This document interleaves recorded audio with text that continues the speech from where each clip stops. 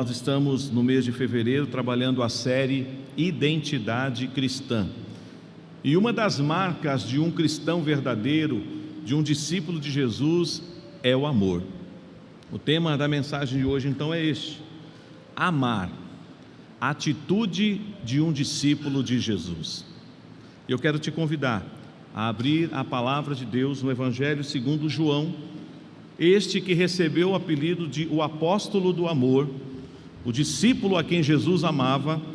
João capítulo 13, Evangelho segundo João capítulo 13, nós leremos todos juntos os versos 34 e 35. João capítulo 13, versos 34 e 35. Nós leremos outras passagens, eu não vou fazer apenas uma exposição deste texto, mas a partir deste texto trabalharei com os irmãos, sobretudo os escritos de João, também nas suas cartas, sobre esse tema tão importante. Vamos ler, igreja? Novo mandamento vos dou, que vos ameis uns aos outros, assim como eu vos amei, que também vos ameis uns aos outros. Nisto conhecerão todos que sois meus discípulos, se tiverdes amor uns aos outros. Vamos ler o 35 mais uma vez, olha só, aí nós já temos uma lição preciosa para nós nessa noite. Vamos ler?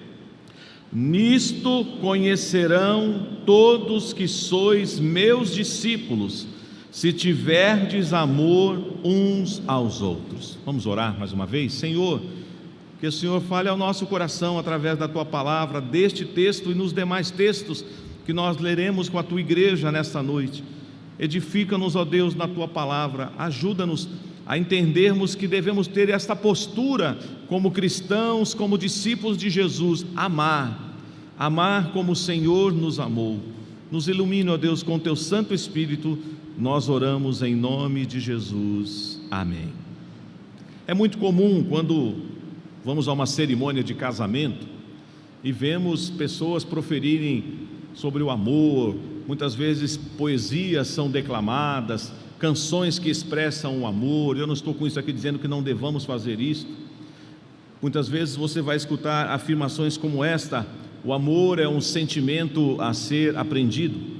Ou quantas vezes alguns vão dizer assim, que o amor seja eterno enquanto dure. E é claro que aí é um paradoxo, né? Um anacronismo, porque se o amor é eterno, ele nunca vai acabar. E o amor que vem do alto, o amor de Deus, jamais acaba. Nós não estamos falando do amor fabricado pelo mundo, nós estamos falando do amor onde é a essência do nosso próprio Deus, porque Deus é amor. Agora, você pode ter já estudado esse tema em outro momento da sua vida, e você vai observar que, à luz do texto que lemos de 1 Coríntios 13, na abertura do culto, ali o apóstolo Paulo, ele está trabalhando com a igreja de Corinto sobre o uso dos dons espirituais. Havia um problema sério naquela igreja, e é interessante que parece que o capítulo 13 foi enxertado entre o capítulo 12 e o 14, e algumas pessoas dizem, quebrou o sentido, porque ele estava no capítulo 12 falando da igreja, falando de que somos membros do mesmo corpo, e fala que Deus estabeleceu uns para determinados dons. De repente ele fala, e eu passo a mostrar um caminho sobremodo excelente. E aí ele discorre então o capítulo 13, e aí volta o capítulo 14, falar da unidade da igreja, de como os crentes deveriam se comportar no uso dos dons. E algumas pessoas falam, por que o capítulo 13 está ali? Para mostrar que além de você buscar os dons espirituais, e você não pode escolhê-los, porque é o Senhor que concede dons à igreja, nós precisamos entender que o amor, à luz daquele texto ali, é considerado um dom. Mas se você vai para Gálatas e vê o apóstolo Paulo escrevendo àqueles irmãos, lá o amor vai aparecer aonde? Na relação do fruto do Espírito. Então, se você é um homem que se julga cheio do Espírito Santo, se você é uma mulher que diz, louvado seja Deus, eu sou uma mulher cheia do Espírito Santo, você tem que demonstrar amor na sua vivência nesta terra. Interessante que muitas pessoas às vezes até são sinceras em dizer, olha pastor, eu quero amar, mas eu ainda não senti vontade. A hora que o meu coração se inclinar, eu vou amar. Mas nós começamos já afirmando no título da mensagem de hoje, O amor não é uma disposição que você deve ter, se você quer ou não amar. O amor é uma decisão. O amor é uma atitude. E segundo o texto que nós acabamos de ler, nós devemos obedecer a esta ordem do Jesus. Jesus não falou assim, quem quiser amar, ame. Ele não disse isso. Ele disse, eu estou trazendo um novo mandamento. Daqui a pouquinho nós vamos falar por que novo mandamento. Mas eu quero te convidar, só virar a página aí na sua Bíblia, se você está na versão eletrônica, adiante um pouquinho aí. Vamos em João capítulo 14, verso 21. O discípulo de Jesus é obediente, não é verdade? Nós cantamos agora há pouco aqui, crer e observar tudo quanto ordenar, o fiel obedece ao que Cristo mandar. Vamos ler juntos o versículo 21 de João capítulo 14, vamos lá. Aquele que tem os meus mandamentos e os guarda, esse é o que me ama, e aquele que me ama será amado por meu Pai, e eu também o amarei e me manifestarei a ele. Você quer declarar o seu amor por Jesus? Pode fazer cantando, orando, mas declare o seu amor por Jesus sendo um servo de Deus, uma serva de Deus obediente, que cumpra os seus mandamentos. A palavra de Deus nos diz aqui no capítulo 13 que Jesus nos amou e Ele nos amou até o fim. Olha o que está escrito aí no versículo 13, no capítulo 13, melhor dizendo, finalzinho do verso 1: tendo amado os seus que estavam no mundo, amou-os até ao fim. Alguns aqui dizem que tem uma dupla interpretação para essa palavra fim. Fim para nós muitas vezes acabou, até o fim do filme, eu fui até o fim da série, eu assisti todos os episódios. Mas fim aqui também pode ser propósito. A ideia é assim, Jesus nos amou até as últimas consequências. E quais foram as últimas consequências, irmãos? A cruz. Jesus nos amou a ponto de morrer na cruz por nós.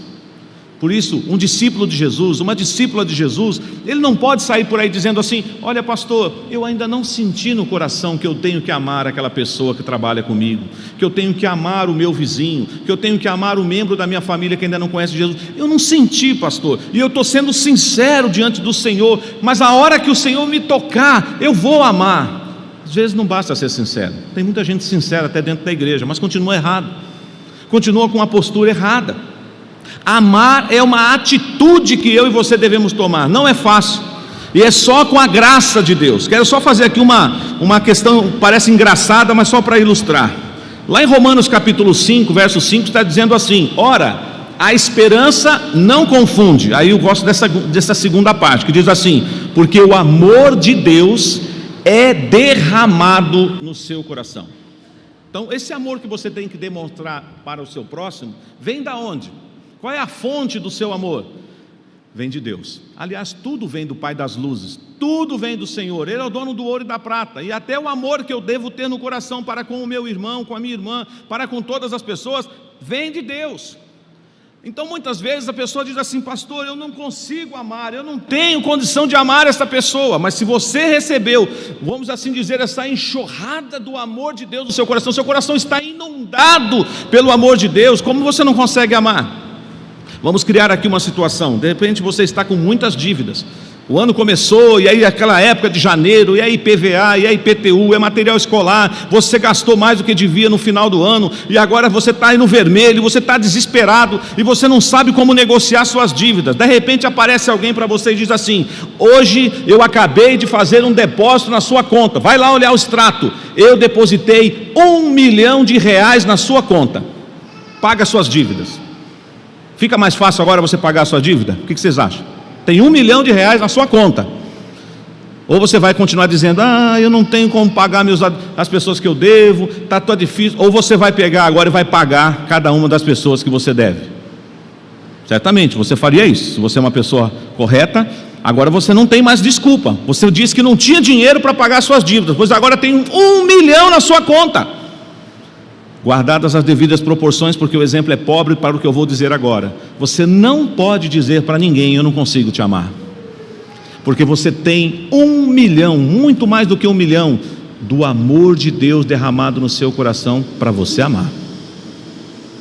E como disse outro dia aqui na igreja, um velho pregador dizia num programa de televisão: o amor é o cartão de identidade do cristão.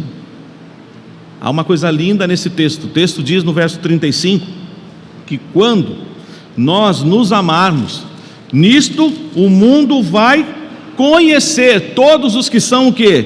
Verdadeiramente os seus discípulos. Então, se você também quer ser identificado como um discípulo de Jesus, você precisa amar uns aos outros. Mas vamos agora falar um pouquinho do verso 34. Interessante, Jesus começa dizendo assim: novo mandamento vos dou. Um novo mandamento?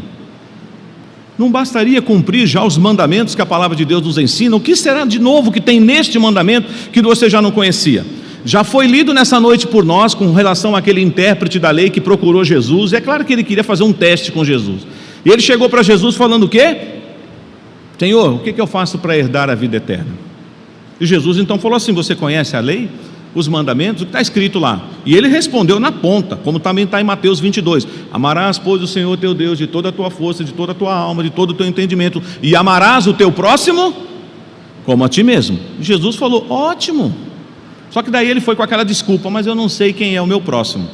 Muitas vezes a gente faz isso também. Eu tenho um coração tão cheio de amor para dar, pastor, mas eu não sei a quem amar. Quem é o meu próximo? Nós não podemos dar essa desculpa, porque todo dia Deus coloca alguém diante de nós, a começar os membros da sua família, para você expressar amor, para você ter uma atitude de amor. Nós não podemos dar então essa desculpa para o Senhor. Mas é interessante que se você for no Antigo Testamento, em Levítico, capítulo 19, verso 18, lá fala que nós devemos amar o próximo como a nós mesmos, ou como está no singular, amar o próximo como a ti mesmo. Então, esse mandamento é interessante, porque ele nos coloca ele equilibra. Eu não posso amar mais o próximo do que eu, mas eu não posso amar menos o próximo do que eu tenho que amar igual, certo? Então, aquilo que você quer de bom para você, deseje para o seu próximo. Ninguém deseja mal para si mesmo, a não ser que você esteja doente, que você esteja com algum problema, mas normalmente você quer coisa boa para você. O que você quer de bom para você, deseje para o seu próximo. Mas onde é o novo mandamento? O que é que está diferente disto para ama o teu próximo como a ti mesmo? Grava essa expressão: ame o teu próximo como a ti mesmo. Onde é o padrão então desse amor? É você. Você é o padrão, porque você tem que amar o teu próximo igual você se ama. Mas não é isso que Jesus está falando agora aqui para nós. Vamos olhar o texto aí? 34. O verso 34 diz assim: novo mandamento vos dou, que vos ameis uns aos outros. Até aqui nenhuma novidade. Mas olha só agora o novo padrão de Jesus para nós: assim como eu vos amei. Não é mais como a ti mesmo. Agora você tem um padrão mais elevado ainda. Você deve amar o seu próximo, não como você se ama, porque tem gente que tem problema com o seu amor próprio, tem gente que tem um amor até exacerbado, né?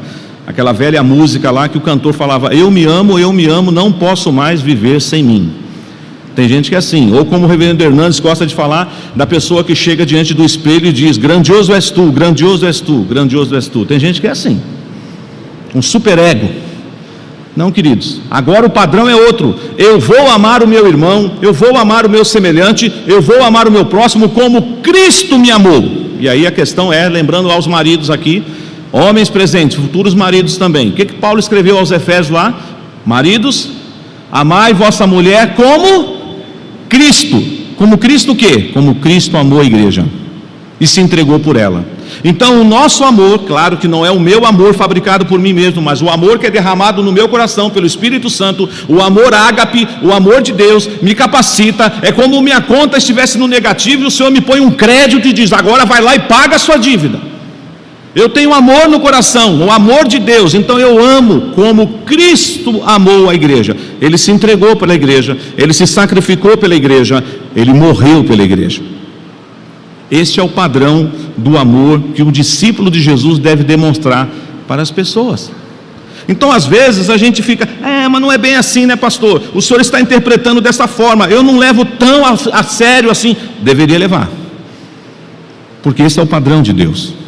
Eu reconheço que Deus, ele sempre coloca o padrão para servirmos a Ele numa altura que só com Ele nós vamos conseguir realizar. Por isso que lá em João 15,5 diz o quê? Sem mim nada podeis fazer. Eu não consigo amar se Jesus não me ajudar. mesmo Ele dando para mim todas as condições. Então, esse texto para nós está falando isso. Novo mandamento vos dou. O novo mandamento aqui não é que Ele anulou o outro, eu continuo amando o próximo, mas Ele mudou o padrão. Ame o seu próximo como eu te amei. E aí você diz: o que Ele fez por mim? Que amor é este que me alcançou e que transformou a minha vida e a minha história? Não foi isso que nós cantamos agora? Recebi um novo coração do Pai. Um novo coração. É um coração novo, regenerado, transformado. E ele foi regenerado, ele foi transformado. O que tem dentro desse coração agora? Amor de Deus. Você não pode falar que não consegue amar. Você não pode falar: ah, não, pastor, não, o senhor não conhece a minha história, o senhor não conhece o meu passado, o senhor não sabe o que fizeram comigo. Eu sei que muitas pessoas sofreram no passado e que teriam muitos motivos para odiar, para desprezar, mas é por isso que o mundo fala que o Evangelho é loucura, porque somente pelo poder de Cristo, pelo poder do Evangelho, a gente consegue amar. Mas ainda nós estamos falando da irmandade, eu não estou nem falando dos adversários, estou falando entre nós aqui, irmãos, família da fé, os seus queridos familiares. Ainda não estou falando da relação boa, não cheguei ainda no departamento de orar e amar os inimigos, não, vamos chegar lá ainda. Mas agora, quando a gente observa a vida de João, vamos falar um pouquinho de João. Qual é o nome, o apelido que João e o seu irmão Tiago recebeu de Jesus, lá quando Jesus chamou mesmo naquela pregação que nós fizemos da vocação dos discípulos?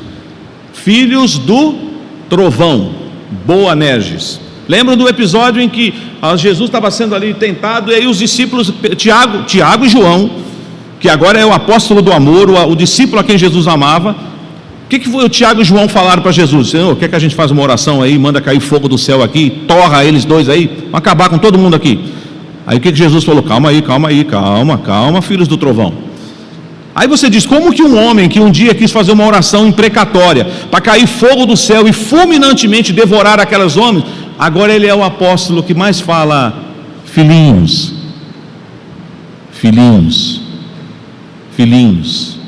Você já leu a primeira carta de João? Vamos dar uma passadinha lá, mas antes, nós vamos para lá, mas o Evangelho de João tem agora para nós uma outra palavra aqui muito importante, e eu quero chamar a sua atenção. Abra aí em João capítulo 15, verso 17, para que não fique nenhuma sombra de dúvida de que não é uma opção, é um mandamento do Senhor. Vamos ler todos juntos o verso 17, João 15, 17, palavras do Senhor Jesus. Ele está falando comigo e com você nessa noite. Vamos ler: isto vos mando, que vos ameis uns aos outros. Ele não está dizendo: se você quiser você ama, se você não quiser você não ama. Eu estou mandando. Aí tem gente, na nossa linguagem humana, diria assim: quem ele pensa que é? Você já fez isso com alguém aqui na terra? A pessoa chega para você, te dá uma ordem, aí você diz: eu, hein? Nunca vi mais gordo nem mais magro. Como assim? Pega esse negócio aí, estou mandando. Aí a gente já dá aquela olhada, porque se você não sabe que ele é o teu chefe, é o teu superior, isso aconteceu com um amigo meu há muitos anos atrás, o superior, e o superior mesmo, o presidente executivo da empresa, chegou lá e mandou lavar o carro, só que o horário já tinha passado, do setor que cuidava disso, e nós tínhamos uma ordem do nosso chefe imediato: não atenda ninguém, não importa se é diretor, não importa quem é, mas não era só um diretor, era o presidente executivo da empresa. E ele chegou, jogou a chave na mão do meu amigo e falou assim: eu quero meu carro lavado, daqui a pouco eu vou embora. Aí o rapaz: olha, eu sinto muito, mas eu não vou pegar, mas você pode passar o nome, por favor, que eu vou passar amanhã para o meu chefe. Aí ele conversa com o senhor. Quando o rapaz assinou o nome, falou: qual é o nome do senhor? Ele na hora pegou a chave e falou assim: acho que eu mesmo vou lavar o seu carro, que agora eu sei com quem que eu estou falando. Então toma cuidado. Mas no caso de Jesus, será que Jesus pode mandar a gente fazer isso? Sim ou não? Lembra lá de Jesus depois da ressurreição, Mateus capítulo 28? Toda autoridade me foi dada no céu e na terra. Então não questione a autoridade de Jesus, porque Ele tem. E Ele está falando para nós: ame o seu irmão, ame a sua irmã, ame o seu próximo, não como você se ama, ame o seu próximo como eu te amei. Agora a gente vai observar que esse assunto é difícil. A igreja de Corinto que o diga, muita dificuldade, muito partidarismo. Mas vamos lá na primeira carta de João agora, acompanhar alguns textos, e os textos por si só já falarão ao nosso coração nesta noite. 1 João capítulo 2, olha só o que nos diz a palavra. Eu gosto que a igreja leia comigo, porque você lendo também em voz alta, você já vai assimilando e aprendendo. Vamos ler 1 João capítulo 2, versos 7 a 11. E fique comigo aí, tá bom? Agora estamos lá perto de Apocalipse. 1 João capítulo 2, versos 7 a 11. Vamos lá. Amados, não vos escrevo mandamento novo, senão mandamento antigo, o qual desde o princípio tivestes. Esse mandamento antigo é a palavra que ouvistes.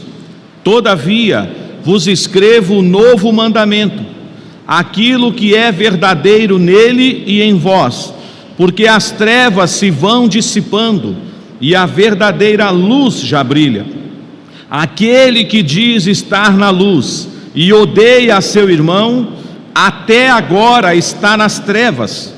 Aquele que ama a seu irmão permanece na luz, e nele não há nenhum tropeço. Aquele, porém, que odeia a seu irmão está nas trevas, e anda nas trevas, e não sabe para onde vai, porque as trevas lhe cegaram os olhos. Se você tivesse que resumir isso tudo que a gente leu numa frase, qual seria a sua frase? Não adianta você dizer que é de Jesus se você odeia o seu irmão, porque se você odeia o seu irmão, você está nas trevas. Não, pastor, me desculpe, eu não concordo com o senhor. Eu não estou mais nas trevas, embora eu não suporte certas pessoas, embora eu cancelei aquela pessoa da minha vida. Está na moda esse negócio de cancelar agora, né? Cancela nas redes sociais lá. Você não pode fazer isso.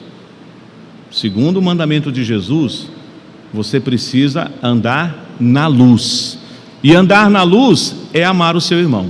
Mas vamos ver mais um pouquinho?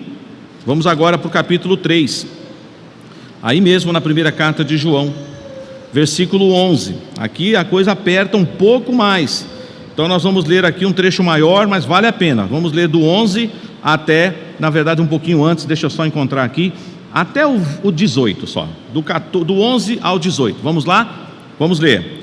Porque a mensagem que ouvistes desde o princípio é esta, que nos amemos uns aos outros, não segundo Caim, que era do maligno e assassinou a seu irmão. E por que o assassinou? Porque as suas obras eram más e as de seu irmão justas.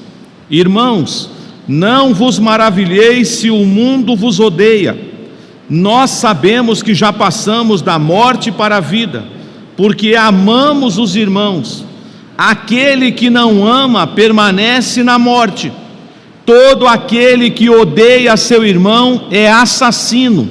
Ora, vós sabeis que todo assassino não tem a vida eterna permanente em si. Nisto conhecemos o amor, que Cristo deu a sua vida por nós, e devemos dar nossa vida pelos irmãos. Ora, aquele que possuir recursos deste mundo e vir a seu irmão padecer necessidade e fechar-lhe o seu coração, como pode permanecer nele o amor de Deus? Filhinhos, não amemos de palavra, nem de língua, mas de fato e de verdade. Vamos só acumulando as informações. Quem odeia o seu irmão está onde? Nas trevas. Agora aqui diz uma informação muito importante para nós. Aqui diz que quem ama o seu irmão passou da morte para a vida, porque ele já está demonstrando que ele tem um coração regenerado, que ele recebeu da parte de Deus o amor que veio dos céus, então ele deve expressar isso. Mas se você odeia o seu irmão, sabe o que a Bíblia chama você? Não é o Código Penal brasileiro que está te chamando disso, não. É a palavra do Senhor: assassino. Aí você diz, ainda bem que no Código Penal brasileiro não tem essa lei, né? Porque senão tem muita gente na cadeia. Aí você fala, mas ninguém vê, pastor. Esse é o problema, né? Ninguém precisa descobrir que eu estou olhando para uma pessoa exatamente agora e eu estou dizendo, morra, eu te odeio. Mas você pode estar sorrindo para ela, e ela nunca vai descobrir, porque isso está no seu coração. Mas eu te apresento nessa noite aquele que te sonda, aquele que te conhece, aquele que prescruta o seu coração, e ele te julga não pelo que você faz, mas pelas motivações que estão nascendo no meu e no seu coração. Eu volto a reiterar, Não é fácil. Não estou dizendo aqui que é fichinha, que eu vou sair daqui só com a graça para a gente amar, mas a gente precisa viver isso. Se somos de fato discípulos de Jesus, se temos essa identidade, nós precisamos. Então o texto vai falar. Só que o texto fala também que nós devemos demonstrar o nosso amor na prática. Eu não acho errado quando alguém te procura, compartilha uma situação difícil, que é tão constrangedora. Às vezes a gente tem que ter sabedoria nessa hora. Às vezes não é fácil para a pessoa se abrir, contar que ela está passando necessidade. Você tem que ter discernimento. Por isso que eu louvo a Deus pelos diáconos, porque os diáconos devem ter o dom de misericórdia e de socorro. Eles têm que ter um sexto sentido. É claro que isso aqui é coisa da minha cabeça, tá? Mas ele tem que perceber e falar assim, ele não vai falar, mas eu vou visitar, eu vou orar. E quem sabe nesse contexto a pessoa abre o coração e diz, não tem nada para comer lá em casa, eu só tenho essa peça de roupa, já está vindo sozinha para a igreja, o sapato está furado. Se você simplesmente dá um tapinha nas costas desse irmão e fala assim, eu vou orar por você, meu irmão, para Deus abrir uma porta de emprego, eu vou orar para você, para Deus abrir alguma casa aí que vai ofertar para você uma cesta básica. Meu irmão, minha irmã, eu sei que muitas vezes tem pessoas aqui de condição bem humildes, mas eu fico surpreso com as pessoas mais humildes que vivem nas igrejas por aí, são as que primeiro se prontificam a ajudar. Vai lá na despensa, divide um pacotinho de arroz e fala, aqui meu irmão, vai te sobrar, não vai ter amanhã? Vamos comer hoje, amanhã Deus proverá. Nós precisamos amar de fato, de verdade, nós precisamos expressar o amor, e às vezes isso não acontece.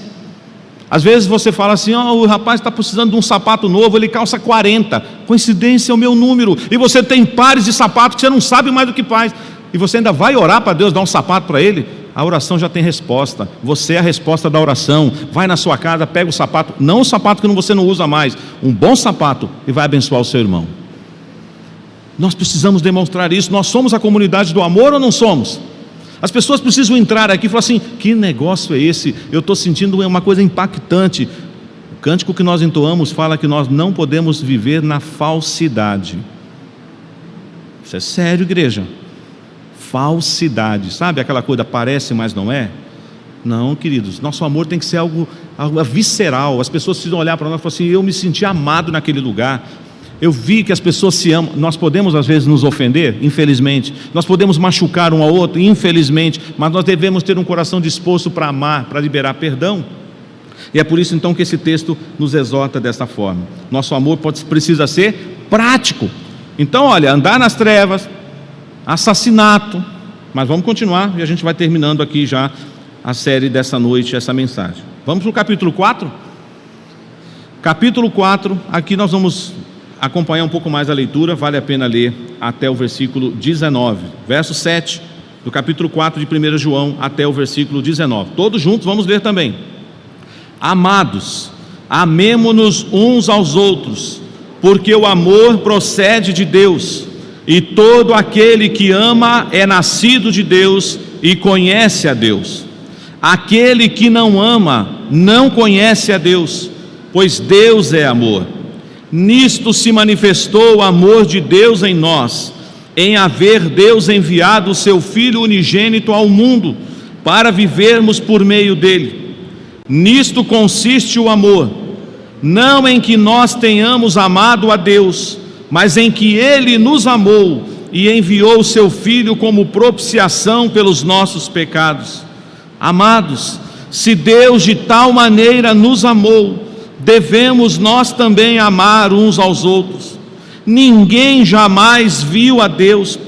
Se amarmos uns aos outros, Deus permanece em nós e o seu amor é em nós aperfeiçoado. Nisto conhecemos que permanecemos nele, e ele em nós, em que nos deu do seu Espírito. E nós temos visto e testemunhado que o Pai enviou o seu Filho como Salvador do mundo.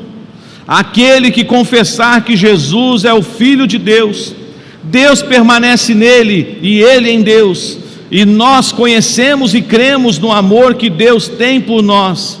Deus é amor, e aquele que permanece no amor, permanece em Deus, e Deus nele.